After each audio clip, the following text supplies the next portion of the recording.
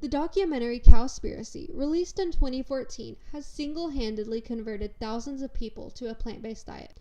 Raising over $100,000, the film blames almost every single environmental issue on a single industry, the animal agriculture business. The film incriminates methane release from enteric fermentation, ocean pollution from waste, water depletion through consumption and processing, and much more. The most eco-centered project of its time, Cowspiracy struck the core of an increasingly Earth-aware generation. Unfortunately, it's entirely false. It's not just a stretched truth, it's not a few white lies. This documentary is completely fabricated, and I'm here to prove it. Over the next several minutes, I'm going to be putting Cowspiracy's claims up against the real facts. These are facts from studies, environmental researchers, and experts who have made it their lives' works to trap climate change and heal the Earth. But I'm not going to make you take my word for it. All these myths were previously debunked in my article, A Complete Debunk of Every Cowspiracy Statistic, alongside sources for every single point I make. These topics were further explored in my sustainability series. All of these links will be in the caption below. I highly encourage you to visit them and fact check me. I've been researching for a pretty long time, and I take providing references seriously. So, with all that in mind, let's jump right into the debunks. Part 1. Greenhouse gases. Cowspiracy claims that animal agriculture is responsible for 18% of greenhouse gas emissions, more than the combined exhaust from all transportation, and that livestock and their byproducts account for at least 32,000 million, so 32 billion tons of carbon dioxide per year, or 51% of all world greenhouse gas emissions. The truth is that agriculture as a whole, crops and livestock, constitutes 13.5% of all world greenhouse gas emissions. In developed nations, agriculture accounts for less. For example, 9% in the US, 8% in Canada, and 9% in Europe. Only 27% of that 13.5%, so about 3.6% of all world greenhouse gas emissions, can be linked exclusively to livestock. 20% comes from enteric fermentation, which is, in a nutshell, cow flatulation of ruminant animals that releases methane. Environmentalists are particularly concerned about methane because it has a global warming potential 21 times that of carbon dioxide, but global warming potentials are factored into these percentages I'm listing. The other 7% comes from manure management. This means that Cowspiracy's figure is over 14 times greater than livestock's true emissions. I'm going to go ahead and stop here because I know I've already lost some of you. Maybe you're a diehard activist, or maybe you're just finding me implausible, but I know many of you don't quite believe me. You might be thinking that I'm with some big meat or dairy corporation that's being paid to cover up agriculture's impacts. I'll have a future video about this, but for now, be assured that I've never made a penny off of Farming Truth, and you can fact check me at the links in the description. Moving on. Cowspiracy claims that livestock is responsible for 65% of all human-related emissions of nitrous oxide, a greenhouse gas with 296 times the global warming potential of carbon dioxide, and which stays in the atmosphere for 150 years.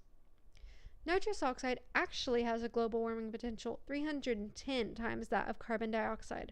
That's over 14 times that of methane, the gas of concern in ruminant livestock. It is true that agriculture is responsible for the majority of human-caused anthropogenic nitrous oxide emissions. In the US, it's actually responsible for 79%. With that number in mind, it's important to realize that less than 35% of all nitrous oxide emitted into the atmosphere comes from humans at all. So that means that agriculture, crop and livestock accounts for 79% of 35%, about 27.7% of all world nitrous oxide emissions. However, the biggest bulk of the nitrous oxide emissions from agriculture is from the application of synthetic fertilizers. Ironically, something that can be prevented using natural fertilizer from cattle manure. The amount of nitrous oxide emissions that come from livestock is actually only around 4 to 6% of all anthropogenic nitrous oxide emissions. Cowspiracy's number is 10.8 times greater than the true value. Another side note, the typical response of a plant-based activist when seeing crop production being incriminated for something is that most of the crops grown in the world are produced for farm animals to eat them. This myth also comes from Cowspiracy, and like all these others, is completely false. I'm going to hit on this later in the video, so for now I just wanted to inject that that is not the truth. Part 2. Water and waste. Cowspiracy claims that animal agriculture water consumption ranges from 34 to 76 trillion gallons annually. Agriculture is responsible for 80 to 90% of U.S. water consumption. 2,500 gallons of water are needed to produce 1 pound of beef. 477 gallons of water are required to produce 1 pound of eggs, and almost 900 gallons for 1 pound of cheese. 1,000 gallons of water are required to produce 1 gallon of milk. 5% of water consumed in the U.S. is by private homes. 55% of water consumed in the U.S. is for animal agriculture. Animal agriculture is responsible for 20 to 33% of all freshwater consumption in the world today. In a nutshell, Cowspiracy thinks that livestock production uses too much water. However, what do they mean by used or consumed? It's true that a lactating mama cow at peak production can drink 30 gallons of water a day. Multiply that by all the cattle in the world plus other species, and you begin to understand what Cowspiracy is so worried about. However, that water does not just disappear. The truth that Cowspiracy completely fails to touch on is that it's actually what happens with the water after the cattle drink it that makes the livestock industry admired for its sustainability. 100% of the water used in livestock production is recycled.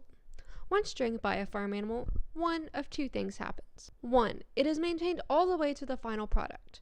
Chicken and beef are 60% water, pork and eggs are 75%, and milk is 87.6%. Or 2. Water is excreted. Let's look at some more of Cowspiracy's claims. Every minute, 7 million pounds of excrement are produced by animals raised for food in the U.S. A farm with 2,500 dairy cows produces the same amount of waste as a city of 411,000 people. 130 times more animal waste than human waste is produced in the U.S., 1.4 billion tons from the meat industry annually. 5 tons of animal waste is produced per person in the U.S. In the U.S., livestock produce 116,000 pounds of waste per second. Animals produce enough waste to cover San Francisco, New York City, Tokyo, etc. And cattle do poop. A lot. And that's a wonderful thing. Here's what I mean. In dairy farms, all of this manure is gathered into lagoons. From the lagoons, it's siphoned out and transported to nearby crop fields and dispersed as natural fertilizer. In other types of farms, a similar collection and dispersal system may happen, but it's just as likely that the waste will be applied directly to the ground when animals are pasture raised. Because livestock manure is high in nitrogen, phosphorus, and potassium, it's a convenient option that also improves soil structure, soil microbe content, and water retention. Different manure handling processes result in different nutrient profiles of the fertilizer, but for those that invest in equipment and extra labor, the return cost of this extra commodity can be quite significant. This is one way that farmers actually get financial rewards for using sustainable processes. Another way that manure can be used, but is currently only happening on very large farms, is by running it through a methane generator. Basically, this machine releases the gases from the manure, which generates electricity. Whole farms are being self-run off of this energy, with electricity left over to sell. Some models of this technology can separate the manure into many different parts: clean sand, animal bedding, fertilizer, and, get this, fresh water that's clean enough to drink. This technology restores water back to its original form. How cool is that? Manure having so many sustainable uses is the reason that the issues of water consumption and waste management often go hand in hand in agriculture. Cattle and swine are typically considered the two greatest contributors to water consumption. Many argue that these situations I'm describing is only telling the story of the good guys, and that most producers don't utilize these eco-friendly practices. However, what I'm describing is not a picture-perfect scenario. It's actually the law. State regulations require farms that run over a certain number of head to submit a nutrient management plan. Although the amount of head and specific details required in the plan vary by state, most mandate farmers to disclose an estimate of how much manure their animals produce, how they store it, and where it's sent to. Part 3. The ocean. The fear of mishandled manure is that if it ends up in waterways, it may contribute to hypoxic dead zones. Sound familiar? Cowspiracy tried to blame livestock for these too. Here's their claims. Animal agriculture is the leading cause of species extinction, ocean dead zones, water pollution, and habitat destruction. Livestock operations on land have created more than 500 nitrogen-flooded dead zones around the world and our oceans, the largest mass extinction in 65 million years. Bottom water hypoxia, also known as the cause of ocean dead zones, is a severe environmental problem. The phenomenon starts when excess nutrients, specifically nitrogen, flow into a body of water, feeding the cyanobacteria, a type of microscopic algae. The cyanobacteria feast out on so much food and rapidly reproduce, depleting the waters of oxygen. This suffocates any aquatic animals that live below the layer of algae, including fish and bottom-dwelling organisms such as crabs, lobsters, and sea urchins. In extreme cases, this can kill thousands, sometimes even millions of sea creatures. However, Cowspiracy's attempt to pin this on animal agriculture is ridiculous. The truth is that it's the dispersal of fertilizers onto crop fields that allows the nutrients to end up in rivers or streams that eventually transport them to larger bodies of water where the hypoxia will occur. The scary truth is that many plants are not efficient enough at intaking the nitrogen. In certain conditions, barely 20% can actually be absorbed by the crops. Also, many crop fields are located in very close proximity to the rivers because that's where the soil is most fertile. Groundwater or excess irrigation water carries the nitrogen to the river, which will flow straight into a large lake, ocean, or estuary. Ironically, livestock manure, which is most commonly used in organic operations but is also used even by the most progressive conventional farmers, also has less potential to cause ocean dead zones than synthetic fertilizer does. This is because the nutrients in livestock manure take longer to be released and are present in lower concentrations. Need more evidence supporting the fact that livestock production is not the cause of dead zones? Geographic location is another big indicator. The majority of livestock operations are all inland, nowhere near oceans or large rivers that can contribute waste to large bodies of water. Another side note I want to add in here, I don't mean to sound like I'm attacking crop farmers or discouraging anyone from consuming plant-based products. Two topics of future videos you'll see on this channel are some of the ways that crop farmers are correcting these issues and how a balanced diet is composed of mostly fruits and veggies. Stay tuned for those. Back to the debunk. While on the same note as the bottom-dwelling ocean critters, let's talk about the swimming ones as well. Cowspiracy has an entire section dedicated to overfishing. 3/4 of the world's fisheries are exploited or depleted. We could see fishless oceans by 2048. 90 to 100 million tons of fish are pulled from our oceans each year. As many as 2.7 trillion animals are pulled from the ocean each year.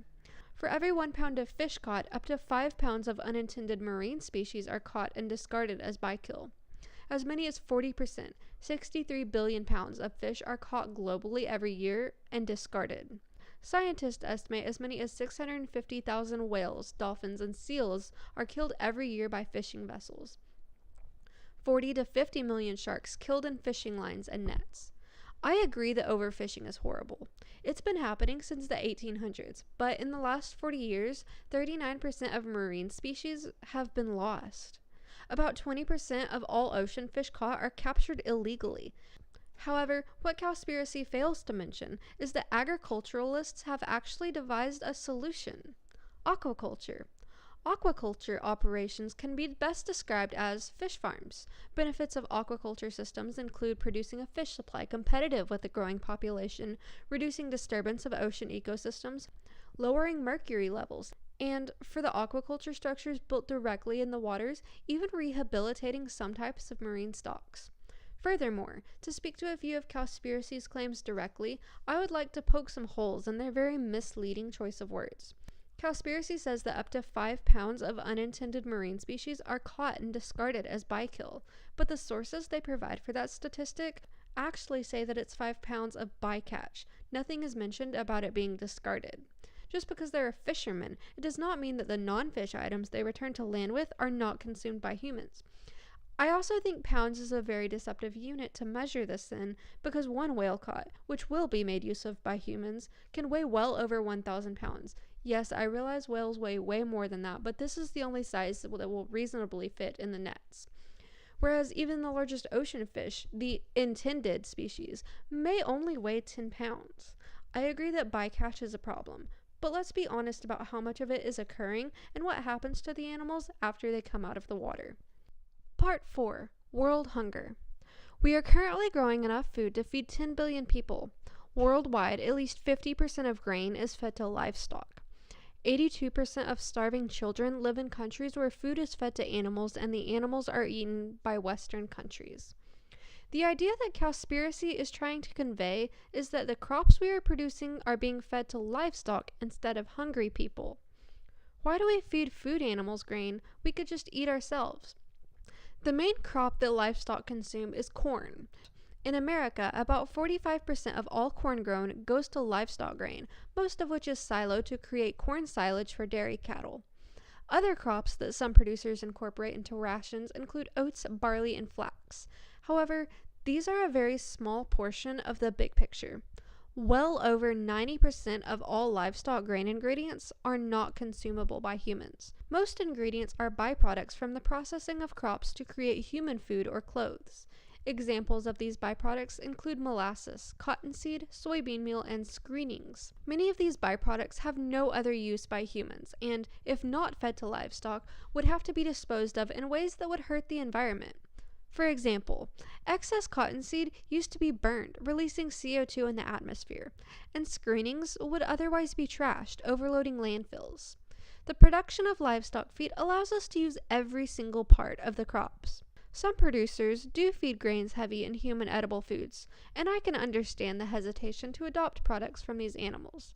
However, just like human foods, livestock grains list most of their ingredients on the bag, and sometime researching what feed companies use can ensure that your meat, milk, and eggs were produced using methods you approve of. By investigating feed tags, you can find products from animals that ate no human foods at all. I actually don't think Cowspiracy is too far off in saying that we produce enough food to feed 10 billion people. But then why are people going hungry? If it's not going to livestock, why is all that extra food not being made available to the impoverished? There's a few different answers, but the main one is food waste. Over 30% of all food produced is eventually thrown in the trash. 1/3. That is not okay. I have a much more detailed blog post coming about this, and I'll link it in the caption once the article goes live. Part 5. Land. Cowspiracy claims that livestock or livestock feed occupies 1/3 of Earth's ice-free land. Livestock covers 45% of Earth's total land. 2 to 5 acres of land are used per cow. 15 times more protein on any given area of land with plants rather than animals. Land required to feed one person for a year. Vegan, 1/6 an acre. Vegetarian, 3 times as much as a vegan. Meat eater, 18 times as much. 1.5 acres can produce 37,000 pounds of plant-based food. 1.5 acres can produce 375 pounds of meat. Nearly half of the contiguous U.S. is devoted to animal agriculture. But the truth is that only 40% of the world's agricultural land is usable for crop production. That means that livestock species can graze pasture land that can't sustain crop harvests. Reasons land may not handle crop production might be that the land is too rocky or too dense with trees, the soil doesn't have enough nutrients, or the field is in a location with the wrong climatic conditions. Additionally, these statistics are only talking about food, and conveniently don't include all the byproducts we get from animals. They are also very misleading because they don't include a time element, which someone who is not familiar with farming practices would not understand at first. What do I mean? Crops have seasons, typically 3 to 5 months of harvest per year per crop. However, livestock can be harvested at any time of the year and graze all year long. This means outside of crop growing seasons, many farmers release livestock onto their fields to improve soil structure and allow the animals to disperse natural fertilizer. So, what would happen to all this land that's not usable in crop production if we didn't raise livestock on it? With the human population masses moving towards coastlines by choice, it's unlikely much of these inland pastures would become residential. This would leave the native grasses in these type of habitats relatively undisturbed. Without livestock to graze them, science has actually shown that grasses would grow rank. The ground and plants would also lose moisture retention without livestock animals, giving the grasses a brittle texture that would make them more susceptible to wildfires. This means not only would expansive prairies cease removing massive amounts of greenhouse gases from the atmosphere, but they would also be more likely to catch fire, releasing unnatural amounts of harmful CO2. Okay, so those are all good reasons for allowing livestock to stay on pre-existing prairies and grasslands, but what about all the land that's being cleared to make room for farm animals? Isn't livestock production the leading driver of deforestation? This myth comes from Cowspiracy too. Animal agriculture is responsible for 91% of Amazon destruction. The leading causes of rainforest destruction are livestock and feed crops. 136 million rainforest acres are cleared for animal agriculture. These claims are absolutely false, and here are 3 reasons why. Number 1. South American natives don't have the money to fund these extremely industrial land clearing efforts. It's foreign lumber companies that are behind deforestation, and I won't argue that the environmental damage they're causing is reprimandable. It's true that some nomadic herders may move onto the lands after the rainforest has been cleared, but the trees would be cut down even if there were no farm animals in the continent at all. Actually, the cattle that are being raised are breeds native to the eastern Pan American countries and have adaptations that would allow them to survive in the forests. This means rainforests do not need to be cleared for livestock production to take place. Reason number 2.